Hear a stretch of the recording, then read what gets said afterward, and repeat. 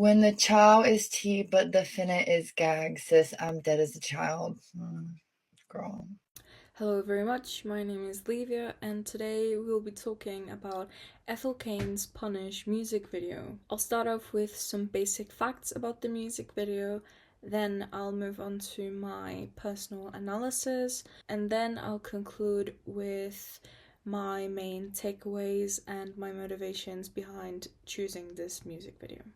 The music video for Punish is deeply unsettling and thematically very dark, portraying the loneliness and headspace of a sick person, as well as concepts Hayden came up with called The Ring and The Maze, which we'll explore later on. The crew behind this music video are the directors Hayden and Adonia, also known under her stage name Ethel Cain, as well as Silken Weinberg, who previously had worked with Hayden on a previous album track called American Teenager. The rest of the rather small production crew include Jana Nguyen as the director of photography, Mike Ginnetong as the first assistant camera, Gaffer and Boyd, and key grip Paulie Dandino.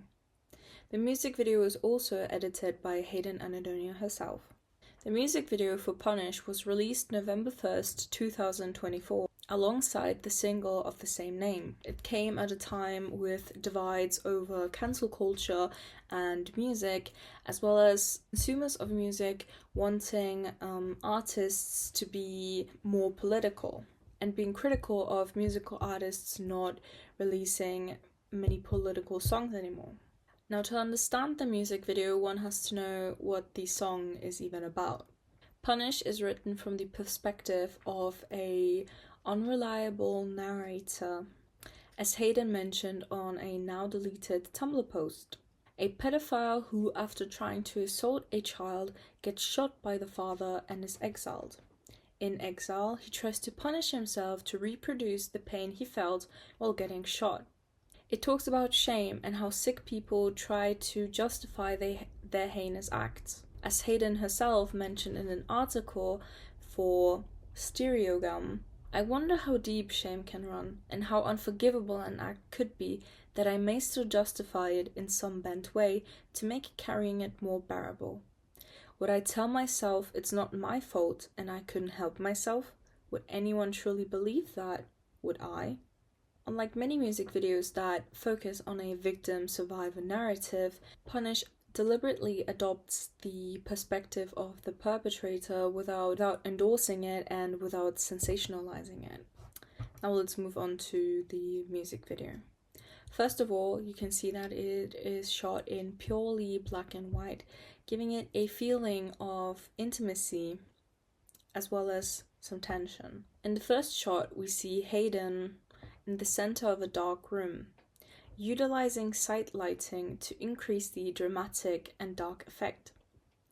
Not seeing Hayden's face, as well as the usage of a black and white filter, is a stark visual choice, since it makes the viewer feel even more disconnected from everything and makes them more perceptible to the composition of the music video instead. This also highlights the usage of lighting throughout the video. Almost the entirety of it is shot using low-key lighting. It creates a high contrast, a feeling of dread that immerses us in this world Hayden has created. The second shot is a full shot from her standing in the doorway. Doorways can symbolize choices, in this context, the wrong ones. She sings, "Little death like lead, poisonous and heavy. It has always been this way." The narrator blames the actions on the fact that they've always been like that, like they can't change anymore. Little death is also a euphemism for orgasms in French, so the narrator connects their sexuality with a poison that encompasses them. Also, interesting fact, some bullets are made with lead casings, which goes back to the narrative of the narrator being shot. While the music video progresses, we still can't really see her face. So this continues this feeling of disconnect, of loneliness. During the musical part, she's in a small, cramped room, and it feels extremely claustrophobic and disruptive. Afterwards, the lyrics talk of deep cutting shame, followed by justifications and delusions of the narrator still being a good person even after everything they've done. This is the first time we see part of Hayden's face as well. She sings, "Shame is sharp and my skin gives so easy."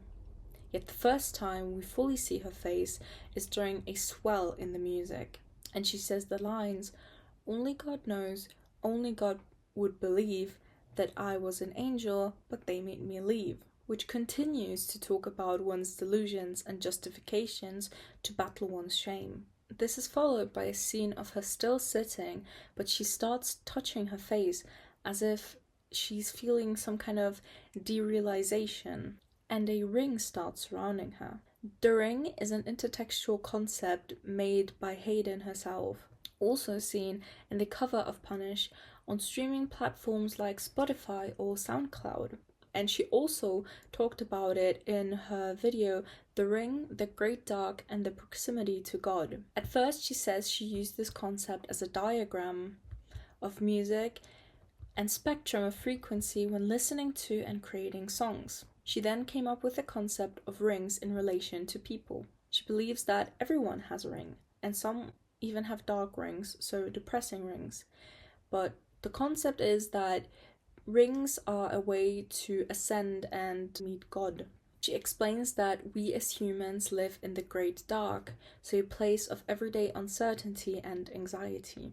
But if a person starts falling into a state of self-pitying, they fall into something called the hole, a depressed state of perpetual sinking, which leads me to my main theory behind the music video, which is the maze. The maze is a concept she's made for a kind of detachment from reality, a state of delusion and wandering. It's a state that Hayden herself said you cannot come back from. In my opinion, this is what is portrayed in the music video. The abrupt visuals, the lack of colors, and the desolate atmosphere. For example, when at the end of the music video the sound starts fading out and we see Hayden just mindlessly sitting down and getting up from a chair again.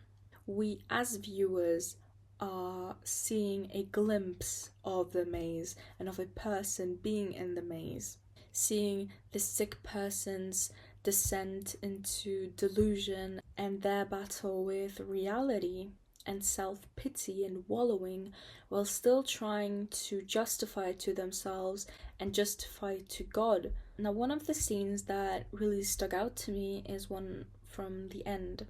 It depicts a triptych type composition known from Christian altars that typically feature a divine figure in the middle and saints at either side of them. Here I believe that it could symbolize the narrator in the middle and an angel and devil figure on each side of their shoulder. When we look more carefully, one of the silhouettes is actually facing away from the camera, which can symbolize that the kind of divinity of that person has left them and has kind of given up on them. Additionally, the other silhouette depicting the devil-like silhouette on their shoulder is caressing itself very sensually. It could symbolize that lust and darkness has completely taken over this person and that the divinity of them has now left their side.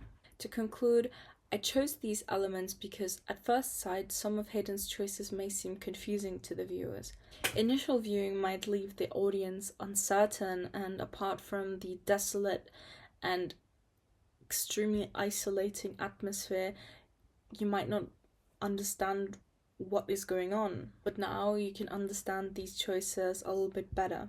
It adopts the perspective of a morally repugnant narrator, and Ethel Cain kind of challenges the expectation of what art should and can make us feel. It helped me cement the understanding that discomfort in art is crucial, because oftentimes the most valuable art is unsettling. So thank you so much for watching, and I hope you came to your own conclusions as well, and I hope that Ethel Cain has gained at least one more fan. Thank you.